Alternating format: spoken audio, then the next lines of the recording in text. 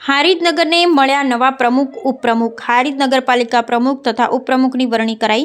પ્રાંત અધિકારીની અધ્યક્ષતામાં પ્રમુખ ઉપપ્રમુખની વરણી કરાઈ। ભાજપ પ્રદેશમાંથી મેન્ડેટ પ્રક્રિયા મુજબ નામ જાહેર કરાયું। પ્રમુખ તરીકે ધરતીબેન ધર્મેશકુમાર સચદે તથા ઉપપ્રમુખમાં મહેતા કિંજલબેન ચક્ષુકુમારનું નામ જાહેર કરાયું। પ્રથમ વખત ચૂંટાયેલ સામાન્ય મહિલા પ્રમુખ ઉપપ્રમુખ તરીકે વરણી કરાઈ। વહીવટી શાસન 2 વર્ષ બાદ નગરજનોને નવા પ્રમુખ મળતા આતુરતાનો અંત આવ્યો।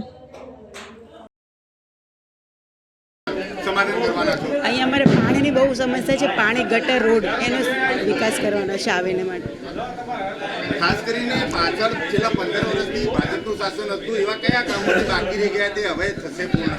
પાણી છે, રોડ છે, ગટર છે અને સફાઈનું છે, બધું થશે ક્લિયર કામ।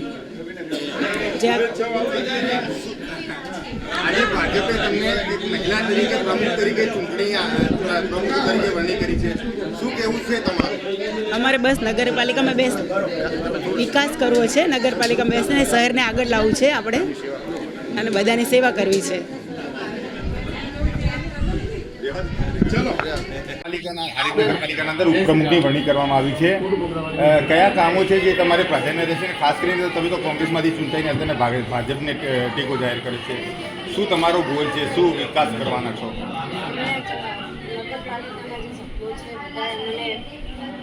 પ્રમુખ તરીકે ચૂંટ્યા માટે ખૂબ ખૂબ ધન્યવાદ બધાને।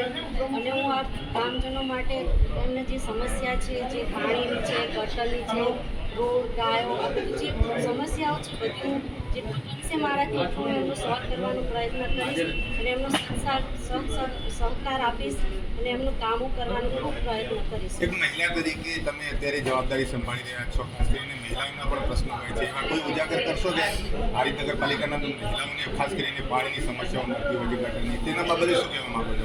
મહિલાઓને પાણીની બાબતે બહુ એમને હેરાન કરતી છે। એમને હું જ્યારે જતી ત્યારે લોકો મને કહેતા કે અમારે પાણીની બહુ જ સમસ્યાઓ છે, તો હું એમની સમસ્યા સોલ્વ કરવાની પ્રયત્ન કરીશ અને એમનો પ્રશ્ન જે બી હશે એ હું સોલ્વ કરીશ।